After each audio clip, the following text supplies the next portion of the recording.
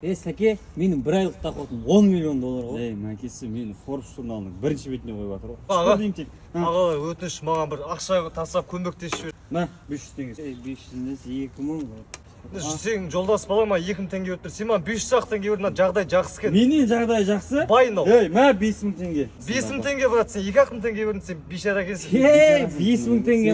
Бір сумка ақша. Ма, саған машинамның кілті. Яқтың кілті. Франциядағы имуществоның документі. Ресторан бизнестің кілті мынау. Мынау мен қатыным, отыр, мынау Францияның мисі болғанда 3 рет алған. Сен маған жетпейсің бәрі, түсіндің ба?